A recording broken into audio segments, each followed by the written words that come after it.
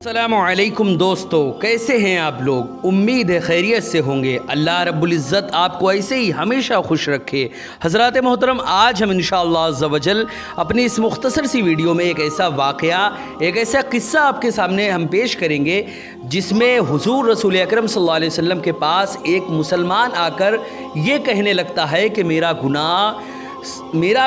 اتنا زیادہ ہے کہ اس کی کوئی حد نہیں۔ میرا گناہ بارش کے قطروں سے بھی زیادہ ہے، میرا گناہ آسمان کے ستاروں سے بھی زیادہ ہے،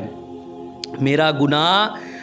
جو ہے وہ درخت کے پتوں سے بھی زیادہ ہے۔ اس کے بعد ہمارے آقا و مولا حضور رسول اکرم صلی اللہ علیہ وسلم نے اس سے کیا فرمایا، اسی بات کے بارے میں، اسی واقعے کے بارے میں آج ہم اپنی اس مختصر سی ویڈیو میں ہم جانیں گے۔ ویڈیو پسند آئے تو ویڈیو کو لائک کریں، شیئر کریں، اور اگر ہمارے محمدی چینل پر نئے آئے ہوں تو اسے ضرور سبسکرائب کر کے بیل آئیکن کو بھی ضرور دبائیں تاکہ اس طرح کی تمام انفارمیٹیو ویڈیوز آپ تک ضرور پہنچے۔ حضرات محترم، جیسے کہ آپ لوگوں کو معلوم ہے کہ ہم اسی طرح دعوت و تبلیغ اور دین کے کام کو برابر انجام دے رہے ہیں۔ اسی مقصد کے پیش نظر ہم نے ایک مدرسہ اور ایک جامع مسجد کی باضابطہ بنیاد ڈالی ہے۔ آپ میں سے جو کوئی بھی ہمارے مدرسے یا مسجد میں تعاون کرنا چاہے اور ہمیں سپورٹ کرنا چاہے تو زکوٰۃ، صدقہ، فطرہ، عطیہ، ہدیہ یا کسی بھی طرح کا ڈونیشن ہمارے مدرسے یا مسجد میں وہ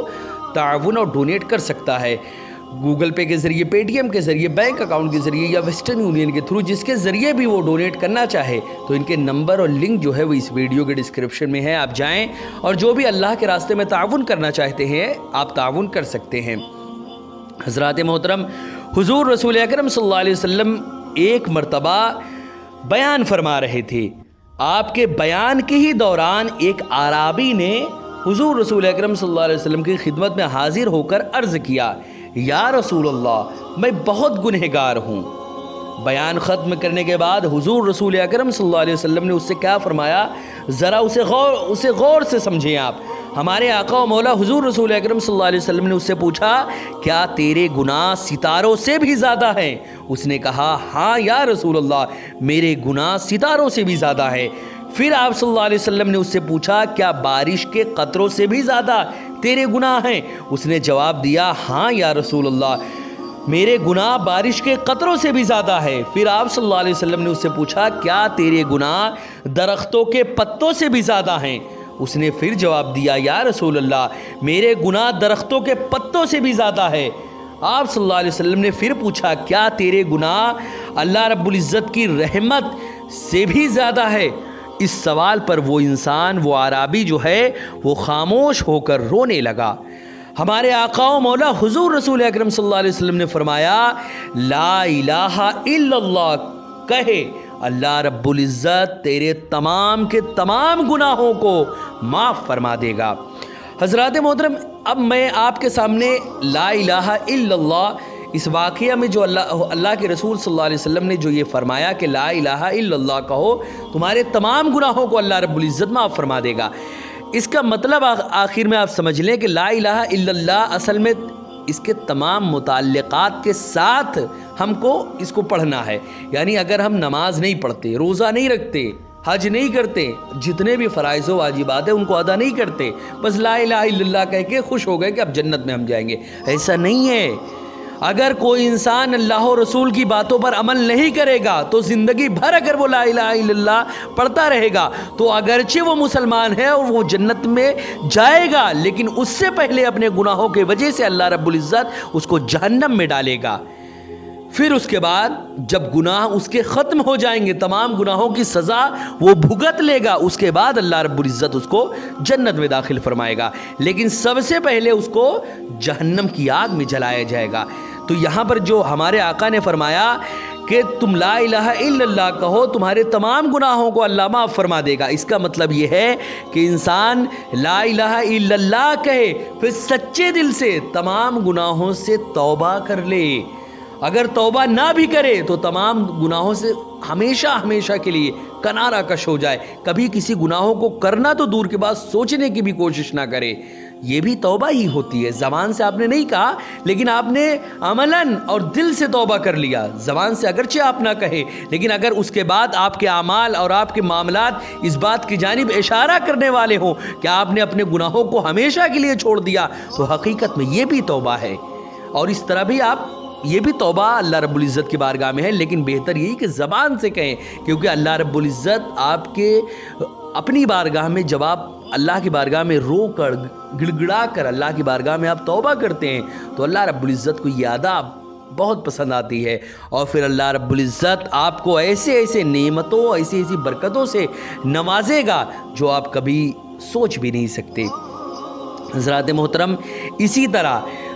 حضرت ابو ہریرہ رضی اللہ تعالیٰ عنہ سے مروی ہے، حضور رسول اکرم صلی اللہ علیہ وسلم نے ارشاد فرمایا، جو شخص سچے دل سے لا الہ الا اللہ کہے اس کے ذرہ برابر بھی گناہ باقی نہیں رہیں گے، ساری کائنات کا وزن ایک طرف ہو اور لا الہ الا اللہ کا وزن ایک طرف تو کلمہ شریف کا وزن بڑھ جائے گا۔ حضرات محترم، اتنا زیادہ عظیم یہ کلمہ ہے لا الہ الا اللہ، لا الہ الا اللہ، اس کا ورد کریں آپ،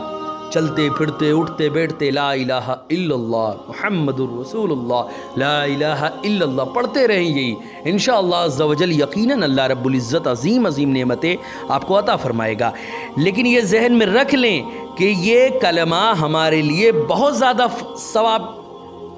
اس سے ہم کو عطا ہوگا، اللہ عطا کرے گا، لیکن یہ ذہن میں ضرور رکھیں کہ صرف یہی کہہ کے باقی اللہ اور رسول کی تمام باتوں کو آپ نہ عمل کریں تو یہ کام اگرچہ آپ کو ثواب ملے گا، لیکن وہ تمام کام جو آپ نہیں کر رہے ہیں اس کے وجہ سے اللہ رب العزت کا عذاب بھی آپ پر نازل ہوگا۔ اسی لیے اگرچہ ان کلموں کی وجہ سے آپ مسلمان رہیں گے، لیکن جو اللہ اور رسول کی باتوں پر عمل آپ نے نہیں کیا اس کی وجہ سے آپ جہنمی بھی رہیں گے۔ تو دونوں پر عمل اس طرح ہوگا کہ آپ نے لا الہ الا اللہ پر عمل کیا ہے اور اللہ و رسول کی باتوں پر عمل نہیں کیا، بقیہ باتوں پر، تو آپ کو بقیہ باتوں پر عمل نہ کرنے کی وجہ سے جہنم میں چلایا جائے گا، اور چونکہ آپ مسلمان تھے اور لا الہ الا اللہ کو کہنے اور ماننے والے تھے تو آپ کو ایک نہ ایک دن جہنم سے نکال کر اللہ رب العزت ہزاروں سال، سینکڑوں سال، جتنے سال بھی آپ جہنم میں جلیں، اس کے بعد اللہ رب العزت اگر ایک رائی کے برابر بھی آپ کے اندر ایمان ہے تو آپ کو جہنم سے نکال کر اللہ رب العزت جنت میں داخل فرمائے گا انشاءاللہ عز و جل۔ یہ سب ہمارے رب کا کرم ہے، اس کا فضل ہے۔ ہم کیا ہیں؟ کچھ نہیں، ہماری کوئی حیثیت نہیں، یہ ہمارے رب کا کرم ہے۔ نہ ہمارے اعمال ایسے ہیں کہ ہم کو جنت میں ڈال دیا جائے، نہ ہمارے کوئی بھی ایسی شے ہے ہمارے پاس کہ ہمارے اس عمل کی وجہ سے ہم یہ دعوے دار ہو گئے ہم جنتی ہیں۔ نہیں، ہم لاکھ اگر ہر وقت اپنے آپ کو نیکیوں میں ملوث رکھے، اس کے باوجود بھی ہم ایسے ایسے گناہ کرتے ہیں کہ ہماری تمام وہ نیکیاں ضائع ہو جاتی ہیں۔ ہماری غیبتیں، جو ہم غیبتوں میں ہر وقت ملوث رہتے ہیں، غیبت ہمارے تمام کے تمام نیکیوں کو کھا جاتی ہے، جیسے کہ آگ لکڑی کو کھا جاتی ہے۔ اب سمجھیں آپ کہ ہمارے پاس بچتا کیا ہے، تو یہ سمجھ لیں۔ اور غیبت سے بچا کون ہے؟ کون ایسا ہے جو کسی کی برائی نہیں کرتا؟ یہ سمجھیں آپ، 100 میں سے 95% لوگ ایسے ہیں مسلمان جو کسی نہ کسی کی برائی میں ہر وقت لگے رہتے ہیں، اور ہر وقت نہ صحیح تو 24 گھنٹے میں ایک نہ ایک بار کرتے ہی ہیں کسی کی برائی۔ تو یہ سمجھ لیں کہ غیبت سے تمام اعمال ضائع ہو جاتے ہیں، اسی لیے اس گناہ سے ہمیشہ بچیں۔ اسی طرح اس واقعے سے جو ہم کو سبق ملتا ہے وہ یہ ملتا ہے کہ ہمیں سب سے پہلے تمام کے تمام عبادتوں، تمام کے تمام اللہ و رسول کی باتوں پر عمل کرنا ہے، ساتھ ہی ساتھ لا الہ الا اللہ کا ورد بھی کرنا ہے، جس سے اللہ رب العزت ہمارے تمام گناہوں کو معاف فرما دے۔ اسی طرح حضرت عبداللہ ابن عمر سے بھی مروی ہے، اگر 7 آسمان اور 7 زمین والے ایک پلڑے میں ہوں، یعنی 1-2 آسمان نہیں، 7 آسمان اور 7 زمین والے جتنے بھی اس میں ہیں وہ ایک طرف ہوں، اور لا الہ الا اللہ دوسرے پلے میں ہو، تو لا الہ الا اللہ کا جو پلڑا ہے وہ بھاری ہو جائے گا، کیونکہ اس میں کس کے بارے میں ذکر ہے؟ اللہ رب العزت کے بارے میں ہے۔ لا الہ الا اللہ، اللہ کے سوا کوئی عبادت کے لائق نہیں، اللہ کے سوا کوئی پوجنے کے لائق نہیں، اللہ کے سوا کوئی ایسا نہیں ہے کہ تم جس کی پرستش کرو، اللہ کے سوا کوئی بھی ایسا ہے ہی نہیں اور نہ ہی کبھی ہوگا جو عبادت کے لائق ہو، اس یوگی ہو کہ ہم اس کو پوجیں، کوئی نہیں اللہ کے سوا۔ حضرات محترم، اسی طرح اللہ رب العزت نے اسی طرح کئی اس کی بہت ساری فضیلتیں حضور رسول اکرم صلی اللہ علیہ وسلم نے ذکر فرمائی ہے۔ اسی طرح کوئی اخلاص کے ساتھ کلمہ پڑھے تو کلمہ شریف عرش تک بلند ہو جاتا ہے۔ حضرت ابو ہریرہ سے مروی ہے کہ حضور رسول اکرم صلی اللہ علیہ وسلم فرماتے ہیں کہ جو آدمی اخلاص کے ساتھ یعنی سچے دل سے کسی مقصد کے تحت نہیں کہ ہم جنت چلے جائیں یا جہنم سے بچ جائیں، یہ سب خواہش نہ ہو، صرف اللہ کی رضا کے لیے اگر کوئی انسان اس کلمہ کو پڑھتا ہے، اللہ کو خوش کرنے کے لیے پڑھتا ہے، تو اس کے لیے آسمان کے دروازے کھول دیے جاتے ہیں، یہاں تک کہ وہ عرش پر پہنچ جاتا ہے۔ جب تک وہ گناہ کبیرہ سے پرہیز کرتا رہے وہ اس کا مقام و مرتبہ ایسا ہی رہتا ہے۔ حضرات محترم، اسی طرح لا الہ الا اللہ کا ذکر کثرت سے جو لوگ کرتے ہیں، کثرت سے کرنے سے ایمان تازہ ہو جاتا ہے، جیسے کہ ابو ہریرہ سے مروی ہے حضور رسول اکرم صلی اللہ علیہ وسلم نے فرمایا اپنا ایمان تازہ کرو۔ صحابہ کرام نے عرض کیا یا رسول اللہ ایمان ہم کس طرح تازہ کریں؟ آپ صلی اللہ علیہ وسلم نے فرمایا لا الہ الا اللہ کی کثرت سے مطلب لا الہ الا اللہ کثرت سے کہا کرو، اس سے اللہ رب العزت تمہارے ایمان کو تازہ کر دے گا۔ حضرات محترم، لا الہ الا اللہ اور اللہ اکبر خوب زیادہ کہیے اور ڈھیروں ثواب اس سے اللہ رب العزت آپ کو عطا فرمائے گا۔ حضرت معاذ رضی اللہ، اسی طرح حضرت معاذ سے مروی ہے کہ حضور رسول اکرم صلی اللہ علیہ وسلم نے فرمایا لا الہ الا اللہ اور اللہ اکبر دو کلمے ہیں جن میں سے ایک یعنی لا الہ الا اللہ کی تو عرش سے ادھر انتہا نہیں، یعنی لا الہ الا اللہ کی تو عرش سے ادھر انتہا نہیں، اور دوسرا کلمہ یعنی اللہ اکبر زمین و آسمان کو بھر دیتا ہے۔ یعنی اللہ رب العزت کی دونوں ہی کلمے بہت زیادہ فضیلت کے حامل ہیں، اسی لیے ان کو ہر وقت چلتے پھرتے اٹھتے بیٹھتے پڑھتے رہنا چاہیے۔ حضرات محترم، اسی طرح عبادہ بن صامت رضی اللہ تعالیٰ عنہ سے بھی مروی ہے کہ حضور رسول اکرم صلی اللہ علیہ وسلم نے فرمایا جو شخص اخلاص یعنی اللہ کو خوش کرنے کے لیے، اللہ کی رضا کے لیے اس کلمہ شہادت کی گواہی دے گا، اللہ رب العزت اسے دوزخ پر حرام کر دے گا، یعنی جہنم کی آگ اس کو چھو نہیں سکتی۔ اگر کوئی انسان اللہ کی رضا کے لیے کلمہ شہادت کی گواہی دے گا، اس کلمے کی گواہی دے گا، تو اس کو جہنم کی آگ اس پر حرام ہے۔ اسی طرح حضرت تمیم داری سے روایت ہے حضور رسول اکرم صلی اللہ علیہ وسلم نے فرمایا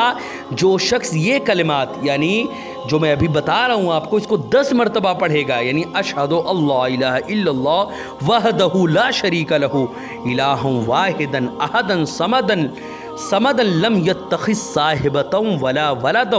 ولم یکن لہ کفوا احد، اس کلمے کو 10 مرتبہ اگر کسی نے پڑھ لیا، جس کا مطلب ترجمہ، جس کا ٹرانسلیشن یہ ہوتا ہے میں گواہی دیتا ہوں کہ اللہ کے سوا کوئی بھی عبادت کے لائق نہیں، کوئی بھی ایسا نہیں جو پوجنے کے لائق ہو اور اس کا کوئی شریک نہیں، وہ واحد معبود ہے، یعنی ایک ایسا معبود ہے جو اکیلا ہے، ایک ہے، بے نیاز ہے، نہ اس کی بیوی ہے نہ اس کی اولاد ہے اور اس کے برابر کا کوئی نہیں، وہ اکیلا ہے، ہر شان میں اکیلا ہے۔ حضرات محترم، یہ تھا آپ کے سامنے ایک ایسا واقعہ، ایک ایسا قصہ کہ اگر کوئی انسان کلمہ کی یعنی کلمہ توحید لا الہ الا اللہ کا ورد پڑھتا ہے تو اللہ رب العزت اس کو کون کون سی نعمتیں دیتا ہے، ساتھ ہی ساتھ کلمہ شہادت اور اس کلمے کو جو پڑھتا ہے تو اللہ اسے کون کون سی نعمتیں دیتا ہے، وہ بھی آپ نے سماعت فرمایا۔ اس قصے سے اور اس واقعے سے ہمیں یہ سبق ملتا ہے کہ ہم ہر وقت چلتے پھرتے اٹھتے بیٹھتے لا الہ الا اللہ محمد الرسول اللہ سبحان اللہ والحمد للہ یعنی کلمہ توحید، کلمہ شہادت اور کلمہ جو اس کے بعد یعنی تیسرا جو کلمہ ہے، ہم چلتے پھرتے اٹھتے بیٹھتے ان کلموں کو پڑھتے رہیں، جتنا زیادہ ہو سکے پڑھیں تاکہ اللہ رب العزت ہم سے راضی ہو جائے۔ ہمیں اللہ کو راضی کرنے کے علاوہ ہمارے پاس اور کوئی شے نہیں اس سے بڑی نعمت کہ ہمارا رب ہم سے راضی ہو جائے۔ اگر ہمارا رب ہم سے راضی ہو جائے تو دنیا کی کوئی شے، کوئی بھی نعمت اگر ہمیں ملے یا نہ ملے، بس ہمارا رب ہم سے راضی ہو جائے، پھر کوئی شے کی ضرورت نہیں اگر ہمارا رب ہی ہم سے راضی ہو جائے، کیونکہ جس سے رب راضی ہو جاتا ہے وہ دنیا و آخرت جتنی بھی دنیا کی نعمتیں ہیں اللہ رب العزت اس کے قدموں میں ڈال دیتا ہے، جس سے ہمارا رب راضی ہو جاتا ہے۔ اللہ سے یہی دعا ہے کہ اللہ ہم سبھی سے راضی ہو جائے اور ہمیں اس کام میں لگائے جس سے وہ راضی ہوتا ہے۔ السلام علیکم ورحمۃ اللہ وبرکاتہ۔